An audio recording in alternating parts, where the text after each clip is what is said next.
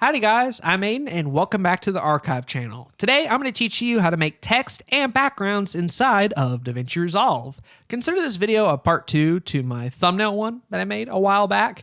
In that video I told you how to work on people inside of Davinci for use in thumbnails, but I sort of shrugged off the text and the backgrounds by saying just use Fusion. And well, now that I've learned Fusion, I figured a part 2 was in order.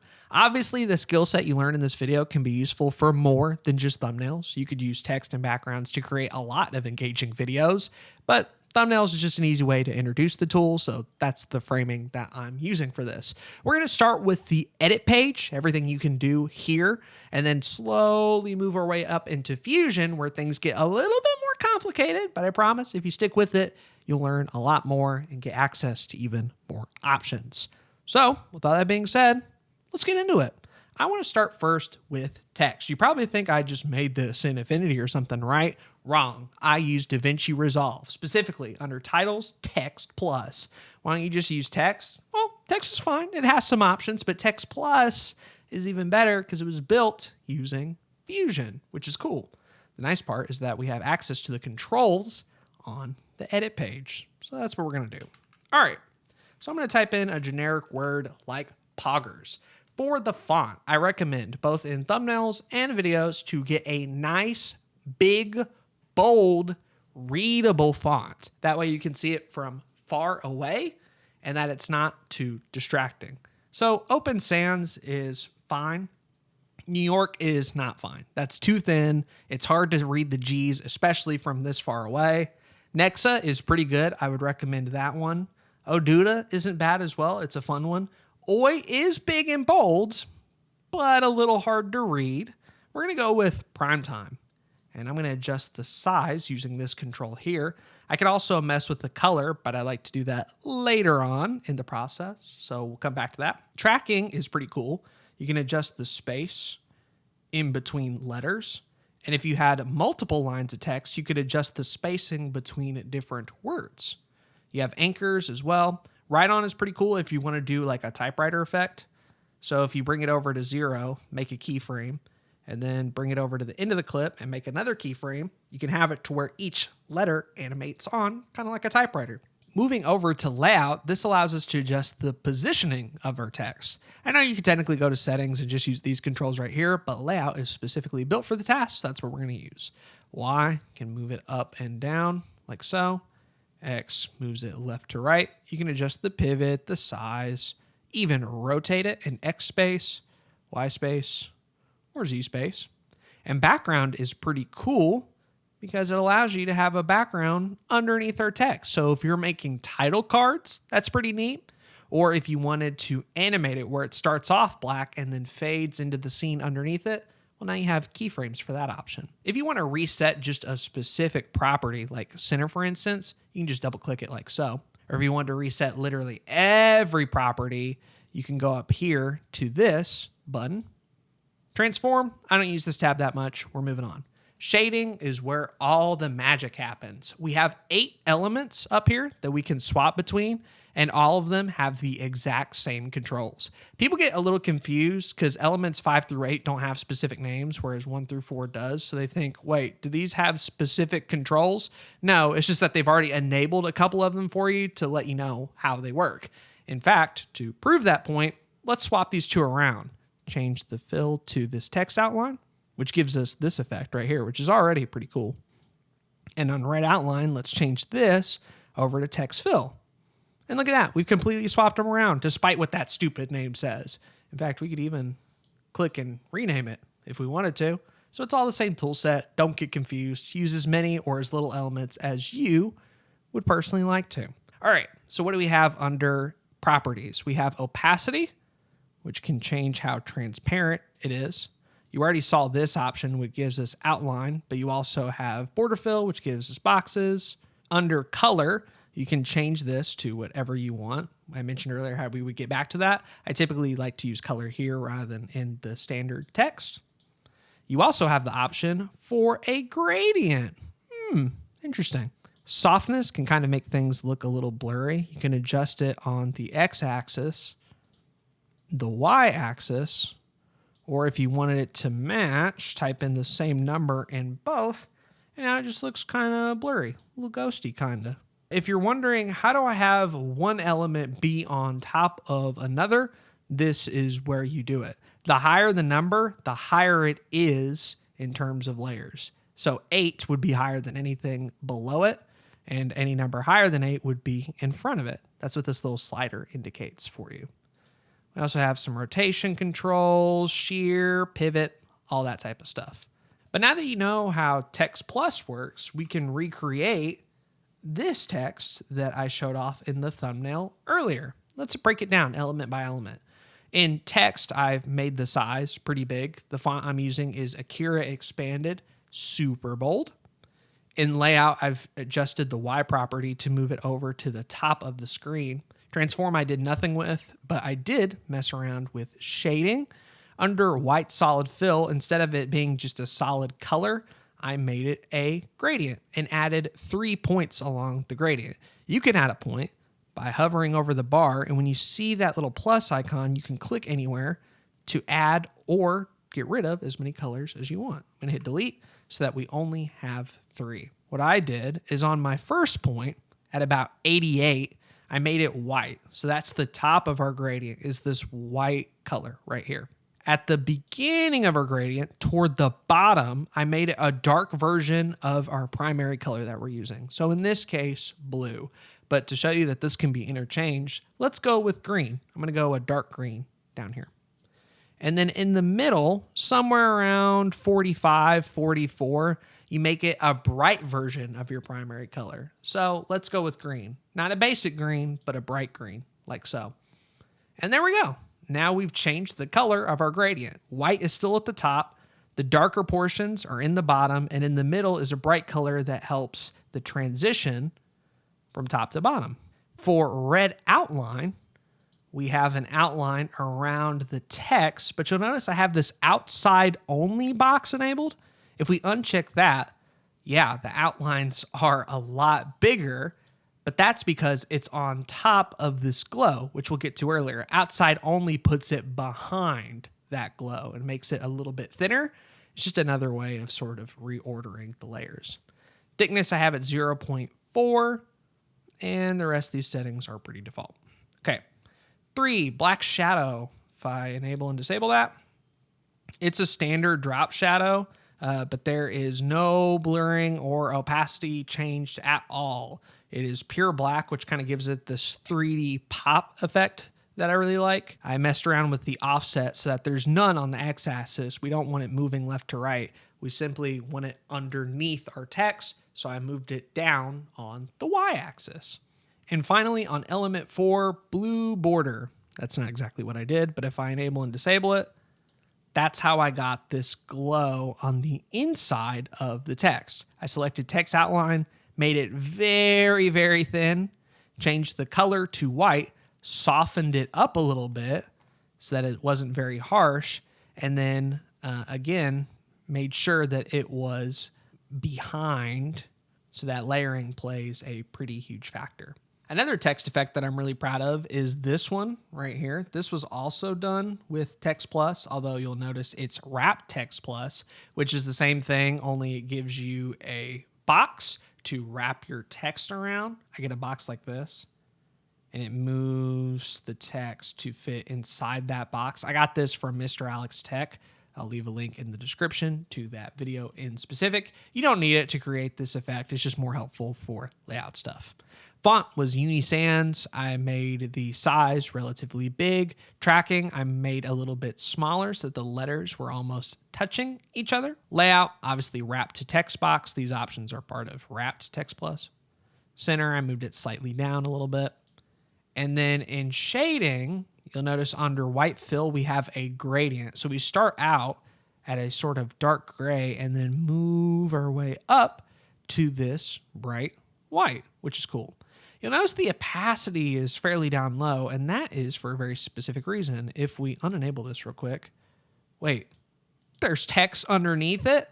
Yeah, this is acting more as a top layer, which gives it kind of that glow in part due to the opacity. The actual fill of the text, the main body of it, is on another element, and I made sure this one was on top of that by making that priority an 8. And then if we go to element 7, which is the body of the text, moving it further to the back. If we turn that off, you'll see, yeah, that's just the top layer. This is another gradient, again, going from a kind of dark gray to white, only this time we start actually more transparent so you can see a little bit of that checkerboard pattern. Otherwise, it's mostly the same as element 1. Okay, element 2, we don't have any outline.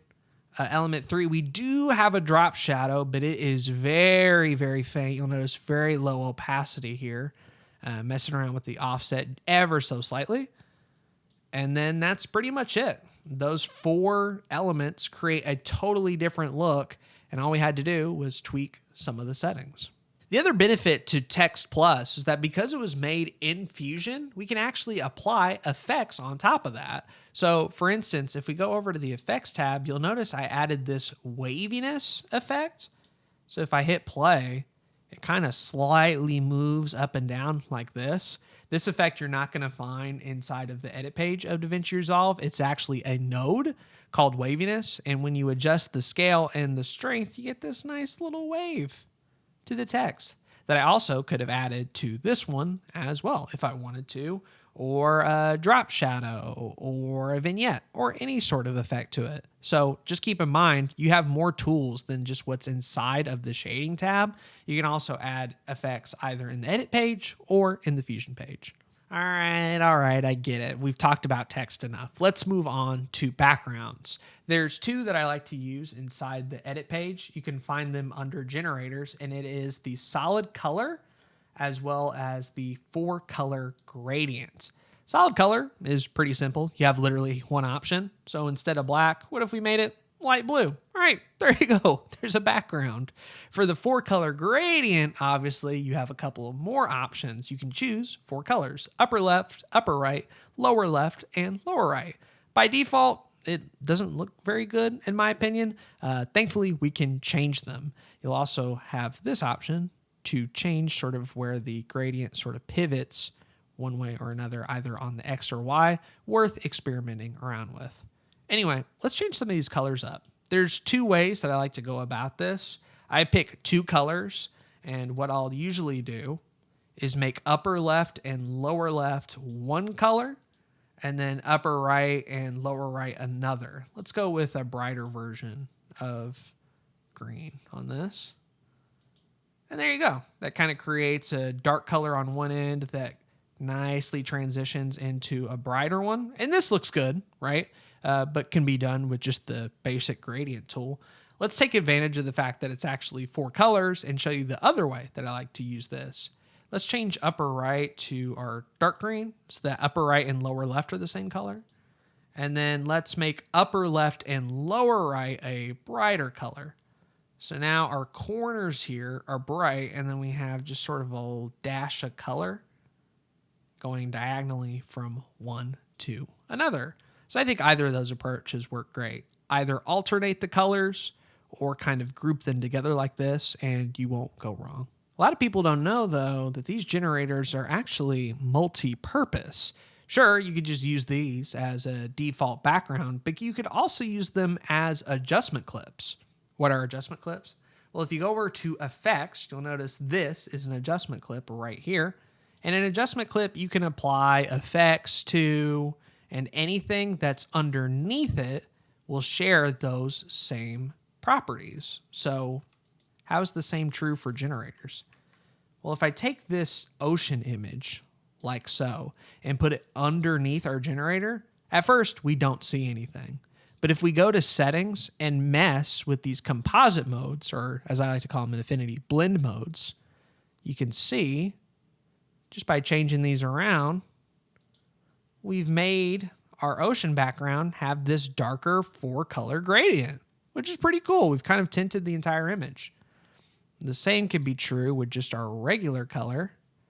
And I just like to typically mess with all these different modes and see what looks cool? Have an open mind and you might be surprised on what you'll find here. This same adjustment clip principle can also be applied to images you find on the internet. So for example, over here, I have a bunch of different 8K textures that I found on Behance. Link in the description below. They are completely free. And by themselves, they look fine. But how exactly are they helpful for backgrounds? Well, if I zoom them in to where they cover the whole screen, and again, play with some of these blend modes a little bit, you notice here that our ocean background now has the same texture as our image. Pretty neat, huh? And because we have a bunch, we can kind of see how these all look. This one's not ideal. Maybe we can change the blend mode and get something different. Ooh, difference looks kind of cool.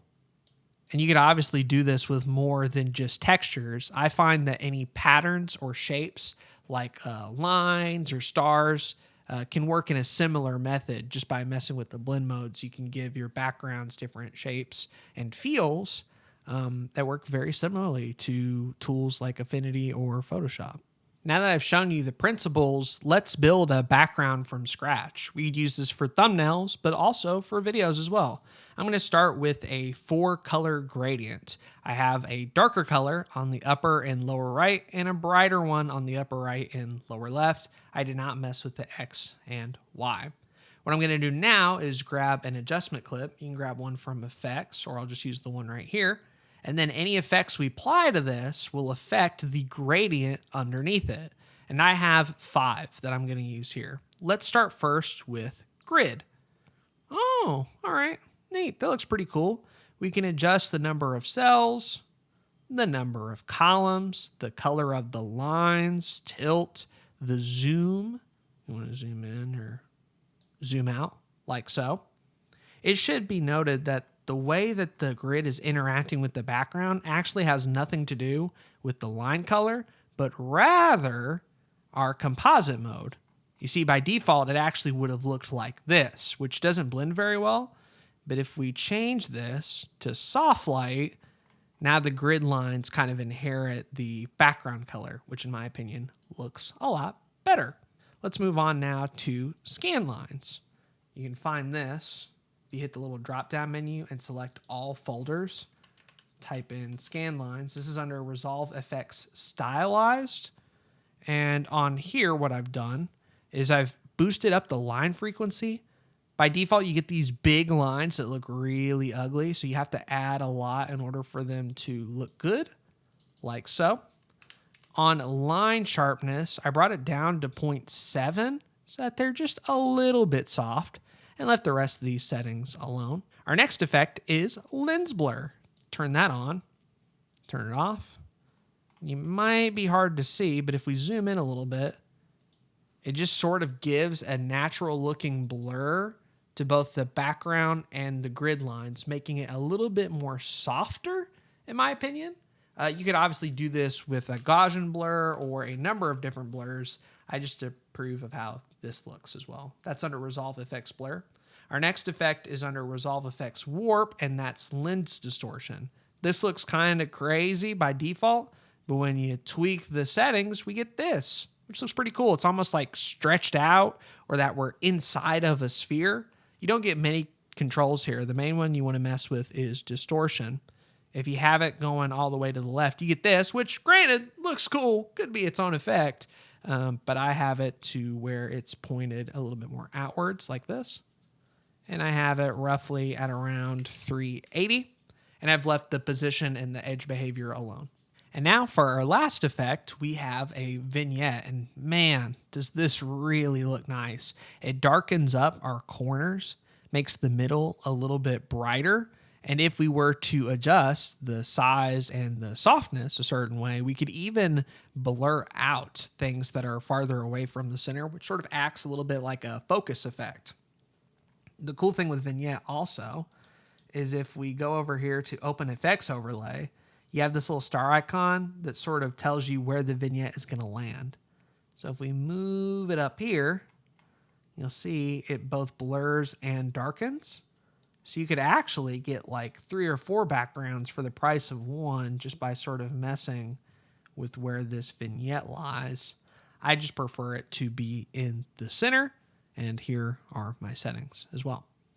But yeah, that's basically it. We've created a nice looking background that we can use. And if we change the 4-color gradient, let's say to blue, for instance, make these two a dark blue and make these ones a light blue. Now we have a different background ready to go for another scene in another video. Look how easy that was to adjust and fix. If you wanted this more for a background rather than a thumbnail image, we can add a little bit of movement to it by going back into our grid effect and adding keyframes on this pan control. So if I reset this, put a keyframe at the start of your adjustment clip, then go to the end of your adjustment clip, add another keyframe, like so. On the first one, type 0.645. And then on the second keyframe, type minus 0.645. So we move from one side all the way to the other. And when we hit play, we get this nice, slow, and subtle movement. That's very easy on the eyes, but lets you know that it's an actual video and not just like a static image. With all that being said, you should be able to create this thumbnail inside of Davinci Resolve. You can watch part 1 to learn how I touched up people. You can use Text Plus to make this text look as cool as you want. You can use a standard solid color or a 4-color gradient to get this purple background. You can use the grid effect to add a grid, a vignette, to darken the corners and make the middle part bright. And then you could throw a texture on top of the background and text to make it look gritty, but without affecting the person at all. And because it's in Davinci, you can animate this. So we could have maybe me slide in from right to left, the text from top to bottom. We could animate the vignetting moving or the grid moving. And now with the same skill set, we're able to make videos where you don't even have to show up on camera at all, just by learning a little bit of color correcting, a little bit of text animation, and a little bit about generators and adjustment clips. All right, that's basically it for the edit page. For the rest of this tutorial, I want to go into Fusion. There are 2 different ways you can access Fusion. My preferred method is to go into Effects and drag a Fusion composition onto the timeline, and you can adjust the length of this Fusion composition the same way you would a clip on the edit page, but those settings will be reflected once we hop into Fusion. The other way you can hop into the page is if you grab a Fusion effect like binoculars, for instance. You'll notice this magic wand icon open in Fusion. That will also bring us to the page where we could adjust those settings as well. But I like just the standard Fusion composition. So without any further ado, let's go. All right, so you should see this media out node right here. Think of the media out node as the destination. Everything that we're building towards will eventually lead toward media out. It is the final node in our node tree, and it's what's shown on the edit page. So for instance, if I take this background node and I wanted to show it on the edit page, how would I do that? I would connect it directly to the media out. Let's make the color green so it's easy to view. In order to connect 2 nodes, you hold on the square and connect it to the triangle. And this line shows us that the 2 nodes are connected. And you'll see media out is the same color as our background. And if we go over to the edit page, hey, that's the same color as well. Isn't that nice? You'll notice it's only showing up in our right viewer though. Why is that? Well, Fusion actually has 2 viewers, and they're indicated by these 2 little circles. So if I click on this first circle on the left, it shows up in the left viewer. And then if I click on this second circle, it shows up in the right viewer. But clicking on it's a little bit hard because they're really small. So another way you could do this is by using the number 1 and number 2 key on your keyboard. 2 is for the right, 1 is for the left. The way I typically have this set up is media out I want on my right viewer so I can see what the final composition looks like. And then any node that I'm adjusting, like the background node, for instance, I can put that on 1 so that if there were differences between the output and the node, I could see them and make changes accordingly. Another interesting thing you'll note here is that we have this yellow connection line. Is yellow significant in any way? It is. Yellow means background. We're connecting this background into the background input of media out. And this is basically how you layer or order things inside of the Fusion page. What if, for instance, we wanted, let's say, a black circle on top of a green background? How would you do that inside of Fusion? Well, we can start by dragging in another background node. If you don't want to drag and drop from that menu, you could also hit Shift Space and type in the nodes you want. In my case, background. Let's make this black, like so. And then in order to connect this background node to our media out, we can't just drag it in because, wait, that little triangle is already connected. So a node that you use to combine elements is called a merge node, like so. So this has multiple different inputs. So if I take background 3, put it into the background input, take our square here and connect it to media out, because we want the edit page to see what we have. It's the destination, our final stop. Everything connects to media out, right? And then if I take my black background, you'll notice this green triangle instead of yellow. Green in this case means foreground. So when I connect it to it, look at that. Black is on top of green.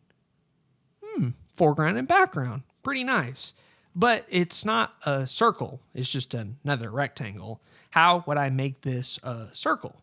Well, that's where the last colored triangle we have. If yellow means background, green means foreground, then blue means masking.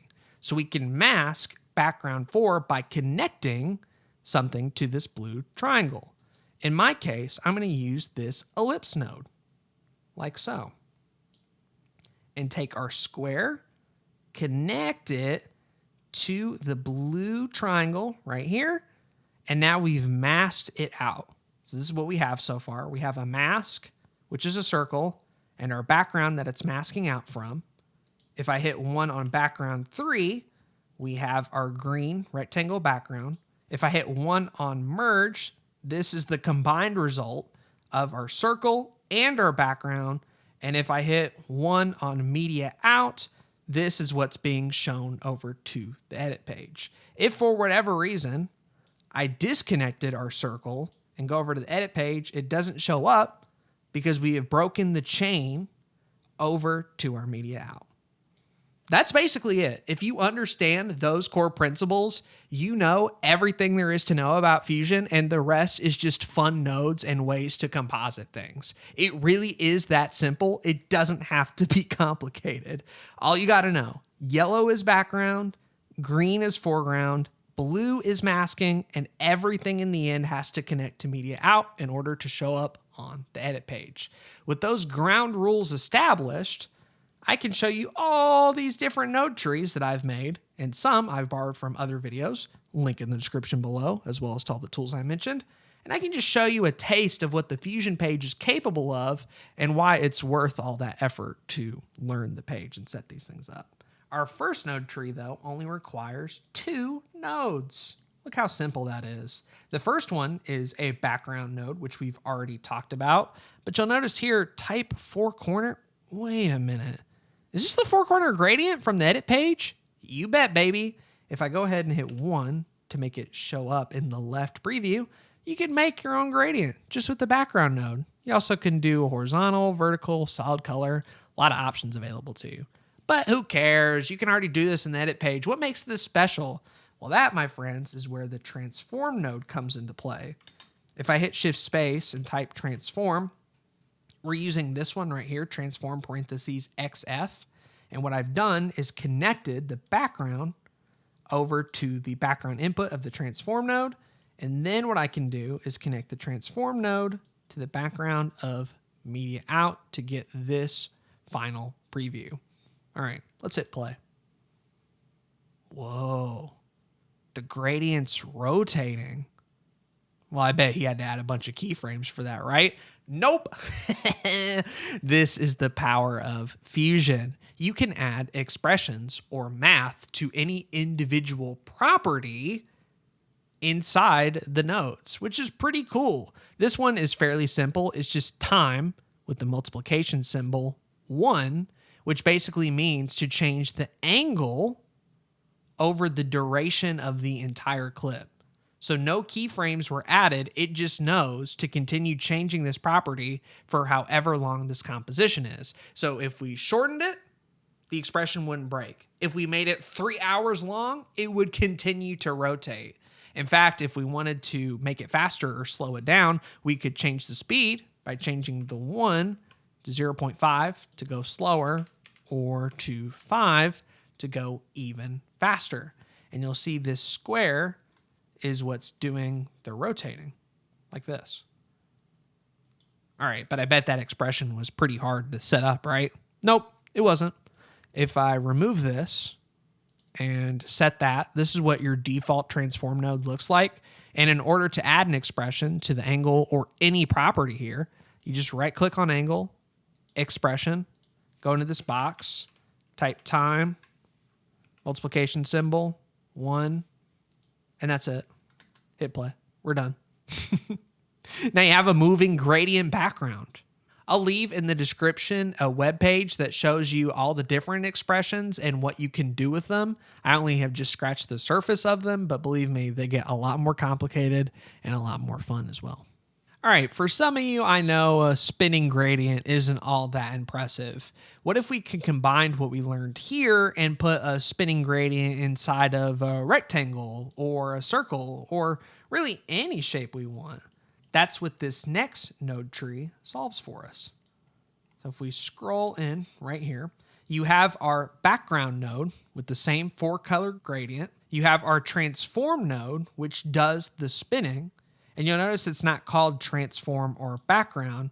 What I've done is I've hit the F2 key and I can rename these tools. So if you're ever confused about what each node does, you can hit F2 and rename it to your liking. So we have our background color, our spinning, and it's connected to the foreground of the merge node. Remember, foreground on top, that's the green color.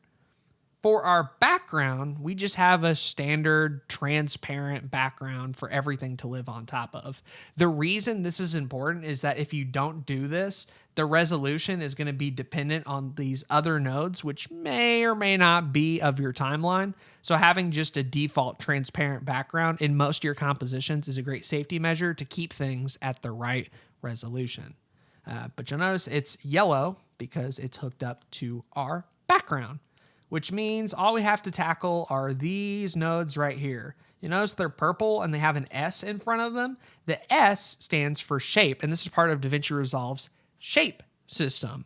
The S render node is important because by themselves, you can't connect these shape nodes to the merge or the media out. They need to render out to this S render node in order to be shown. So that's all this is doing. There's nothing crazy with the setup here. The reason I have 4 of these is so that I can swap out the input to be whatever I want. If I hit 1 here, you'll notice I have a rectangle. But if I disconnect that and add the ellipse, okay, we have that option. Or I can make it a star, or maybe like a hexagon, or in this case, an ingon, because I can change the number of sides as well as the border width, or even add an expression to it, right? You notice on the rectangle, if I click on that, we actually have 2 expressions here. Angle, we've already covered. It's doing the same spinning here. We're affecting the angle property to where it spins over the duration of the composition. But this one might be a little bit more confusing. Why does this just say height? I'll show you why. Let me remove it. By default on the rectangle node, you get individual controls for width and height to make whatever shape you want, which is neat. The problem is I want to make a square, and in order to make a square, the width and the height have to be exactly the same. And sure, you could just type in the same number to match, but wouldn't it be nice that if you adjusted one, the other would follow? That's what that expression does. If I right click on width, add expression, and change this to, gotta make sure it's caps. Now when I adjust the height, the width follows. So it always stays a perfect square. So now from that S render node, we're hooked up to the blue mask input of the merge. What are we masking out? Our gradient and our spinning animation. So if I hit 1 over here and then hit play, now we have a spinning rectangle and a gradient inside that rectangle that also spins. And in order to connect it to the media out, we take our square from merge and connect it to the background and then hit play, and then we're good to go. All right, so from here, we're gonna pick up the pace just a little bit. We're starting with the background node. I have it as sort of an off-white. Moving over to here, we have an ellipse, which has the solid box unchecked so that it's just a line, and I've made it to kind of look like an oval. You notice though, that's a mask because the oval is being drawn from this background, which is a 4-color gradient. I have top left and bottom left black, and top right and bottom right a gray color. Transform, I'm using to animate these ovals. And the way I did it is using an expression, which is point parentheses times divided by 500, 0.5. What this expression is doing is it's animating the center property over the duration of the clip. But because we're not doing angle, the expression has to change. The reason there's multiple circles here has to do with this edge. If we have it on canvas, nothing happens. Duplicate, nothing happens. But wrap kind of messes with these edges to where it creates multiple circles instead of one. And then crop is just to help make sure that it stays in the same resolution throughout. Over here, very similar process. We have a rectangle mask going into this background, which is just a standard solid color, in this case, gray. We are transforming it to where we have the wrapped edges duplicate a bunch of them, like so. And then here is an expression which changes the Y value of the center. So instead of moving left to right, we're moving up and down. So this is the difference, right? This one affects the X value, whereas this one affects the Y value. Slightly different in terms of expressions, right? And then on this one, I have a blur node, which slightly blurs these squares so that they're not as prominent in the frame. Then I have the crop node as well. Then I have this multi-merge, which combines everything we've used in this composition so far. So it combines our white background, our circles that animate, our squares that animate, and the reason these edges are blurry is because we've added an ellipse mask to the blue masking input, which basically means that everything in the center is clear, but everything outside the ellipse is softened. And then what we can do from here is connect our multi-merge over to our media out. And now we have this sort of trippy background where we have one set of shapes moving in one direction and another set of shapes moving in another. All right, you remember earlier on where I was showing you that text that had the wavy pattern to it? Well, this is how you would create it inside of Fusion. So we start first with just a standard text node. Then we have a drop shadow node, which adds a bit of drop shadow underneath. Then we use the waviness node, which adds this effect right here. And finally, a little Gaussian blur just to soften things up. And now we have wavy text that we could go back here and then apply a triple glow or whatever fun effect we wanted to it. So if you wanted waviness, you type in shift space and it shows up there. Interesting thing to note, these text controls are very similar to the ones in the edit page because Text Plus is built in Fusion. All right, this one I did not create on my own. I found it through a Rystal tutorial, which is a pretty cool YouTube channel. I'll link the original video. But this one starts out by having 3D text. Yeah, turns out Fusion can do a little bit of 3D. The nodes are different, as you can see. We have a Merge 3D, a Renderer 3D, and even a camera right here that we can place, move, and of course keyframe to animate it to move exactly how we want. This is what it looks like under the Merge node, where you can see both our camera and our text. Renderer takes our 3D image and turns it into a 2D one. And then this node I got from Pizzablu. This one is for free, but it adds an outline to anything, which is surprisingly useful. Here I just have it set to a normal black one, which yes, works even on 3D text. And then connect that over to our media out like so. And then what that does is we can get a little bit of animation if you play around with the camera as well as the positioning of the text to where the camera flies around and stuff, and it looks pretty cool. All right, we have another basic text effect. So here is another text node with just a standard outline in the Peace Sans font. We have a background for it to sit on top of, a merge to connect everything. And if we put it over to our media out, oh, interesting. We get sort of a radial shadow, and that's what this node is doing.